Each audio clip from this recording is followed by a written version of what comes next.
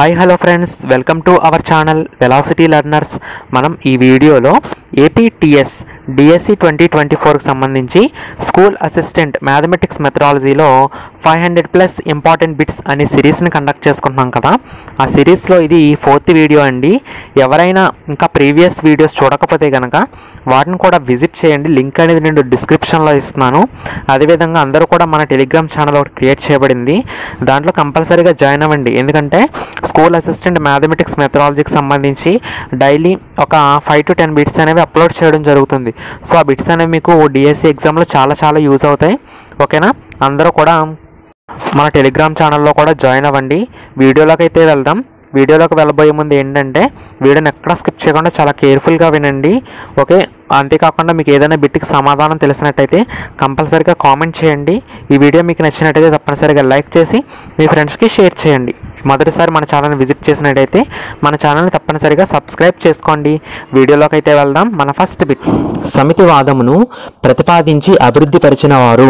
So మనకి సమితివాదమును ప్రతిపాదించి అభివృద్ధి పరిచిన వారు జార్జ్ కాంటర్.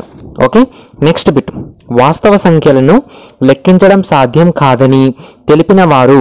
వాస్తవ సంఖ్యలను లెక్కించడం సాధ్యం కాదు అని తెలిపిన వారు George Cantor. Okay, next bit, ట్రాన్స్ఫైనైట్ సంఖ్యలను పరిచయం చేసి వాటికి సంబంధించిన అంకగణితాన్ని అభివృద్ధి చేసిన వారు. ట్రాన్స్ఫైనైట్ సంఖ్యలు పరిచయం చేసి వాటికి సంబంధించిన అంకగణితాన్ని అభివృద్ధి చేసిన వారు George Cantor. Okay, next bit, ఎవరి యొక్క వాదాన్ని సాంప్రదాయక సంఖ్యావాదం యొక్క విస్తరణగా భావించవచ్చు. సో మనం ఎవరి యొక్క వాదాన్ని సాంప్రదాయక సంఖ్యావాదం యొక్క విస్తరణగా భావించవచ్చు అంటే George Cantor. Okay, next bit, అవిచ్ఛిన్నత పరిశుద్ధ సమితిని ఎవరు అవిచ్ఛిన్నత అని అన్నారు. అవిచ్ఛిన్నత పరిశుద్ధ సమితిని ఎవరు అవిచ్ఛిన్నత అని అన్నారు అంటే George Cantor. Okay, next bit, Pythagorean పాఠశాల చిహ్నం. పైథాగోరియన్ పాఠశాల చిహ్నం 5 శీర్షాల నక్షత్రము. నెక్స్ట్ బిట్, ఘనాల్లో గోళం, సమతల ఆకారాల్లో వృత్తం చాలా అందమైనవి. ఎవరి యొక్క భావన? సో ఘనాల్లో గోళము, సమతల ఆకారాల్లో వృత్తము చాలా అందమైనవి అనేది పైథాగరస్ యొక్క భావన. నెక్స్ట్ బిట్, n×n+1/2 n×n+1/2 రూపంలో ఉండే సంఖ్యలను త్రిభుజాకారపు సంఖ్యలు అంటారు అని తెలిపినది. ఏంటి? n×n+1/2 రూపంలో ఉండే సంఖ్యలను త్రిభుజాకారపు సంఖ్యలు అంటారు అని తెలిపినది పైథాగరస్. ఓకే, నెక్స్ట్ బిట్, పరిపూర్ణ సంఖ్యలు అనగానేమి? పరిపూర్ణ సంఖ్యలు అంటే ఏంటంటే త్రిభుజాకార సంఖ్యలలో ఒక సంఖ్య కారణాంకాల మొత్తము, ఒక సంఖ్య యొక్క కారణాంకాల మొత్తము అంటే ఆ సంఖ్య కాకుండా ఆ సంఖ్యకు ఇంకా మిగిలిన కారణాంకాలు ఏవైతే ఉంటాయో ఆ కారణాంకాల మొత్తము ఆ సంఖ్యకు సమానం అయితే అలాంటి సంఖ్యలను పరిపూర్ణ సంఖ్యలు అంటారు. ఓకేనా? మళ్ళీ ఒకసారి చెప్తాను. పరిపూర్ణ సంఖ్యలు అంటే త్రిభుజాకార సంఖ్యలలో ఒక సంఖ్య కారణాంకాల మొత్తము ఆ సంఖ్య కాకుండా ఆ సంఖ్యకు సమానం అయితే అలాంటి సంఖ్యలను పరిపూర్ణ సంఖ్యలు అంటారు. ఫర్ ఎగ్జాంపుల్ ఇప్పుడు 6 యొక్క కారణాంకాలు తీసుకుంటే 1, 2, 3 అదేవిధంగా 6 కూడా అవుతుంది. సో ఇప్పుడు 6 కాకుండా రిమైనింగ్ కారణాంకాలు ఏవైతే ఉంటాయి వీటి మొత్తము కూడా ఆ సంఖ్యకు సమానం అయితే అటువంటి సంఖ్యను మనం ఏమంటామంటే పరిపూర్ణ సంఖ్య అంటాము. పరిపూర్ణ సంఖ్యలకు ఉదాహరణగా మనం 6, 28, 496 అండ్ సో ఆన్ వీటిని చెప్పుకోవచ్చును. ఓకే, నెక్స్ట్ బిట్, సంఖ్య విశ్వశాసనకర్త అనే భావన. సంఖ్య విశ్వశాసనకర్త అనే భావన పైథాగరస్ది. ఓకే, నెక్స్ట్ బిట్, యూక్లిడ్ గ్రంథాలు చాలాసార్లు చెప్పుకున్నాం. Elements, data, spirit of geometry. Euclid గ్రంథాలు ఏంటవి? Elements, data, spirit of geometry.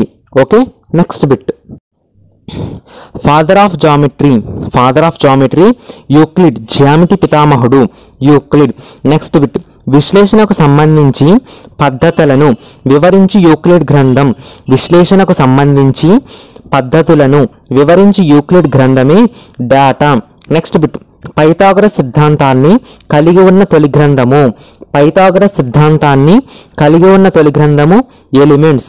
Next bit, అనుపాతానికి సంబంధించి యూడోక్సస్ వాదం ఎలిమెంట్స్ గ్రంథంలో ఎన్నవ భాగంలో కలదు? అనుపాతానికి సంబంధించి యూడోక్సస్ వాదం ఎలిమెంట్స్ గ్రంథంలో ఎన్నవ భాగంలో ఉంది అంటే 5వ భాగము. ఓకే, నెక్స్ట్ బిట్, విలోమ పద్ధతిని గురించి తెలిపినది. విలోమ పద్ధతిని గురించి తెలిపినది ఆర్యభట్ట. ఓకే, నెక్స్ట్ బిట్, అంకశ్రేణిలో n పదాల మొత్తానికి సూత్రాన్ని తెలిపినది.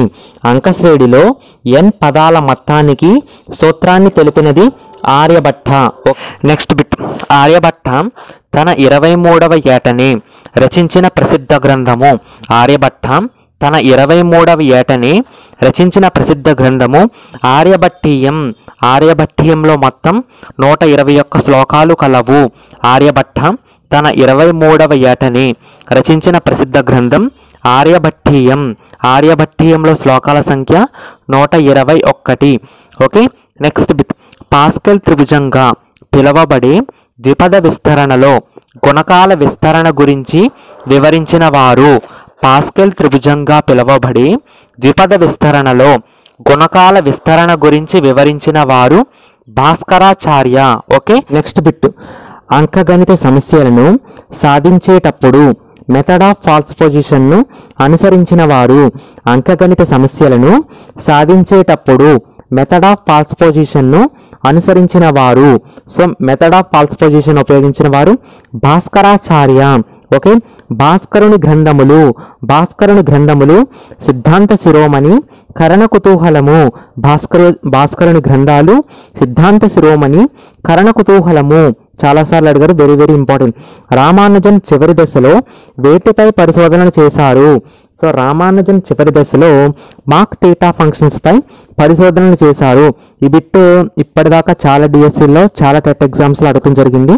Very very important bit. Okay, గుర్తుపెట్టుకోండి. మరలా ఒకసారి చెప్తున్నాను, రామానుజన్ చివరి దశలో వేటిపై పరిశోధన చేశారంటే mock theta functions. Okay, next bit, fellow of the royal society, fellow of trinity college గౌరవం పొందిన మొదటి భారతీయుడు. ఏంటది?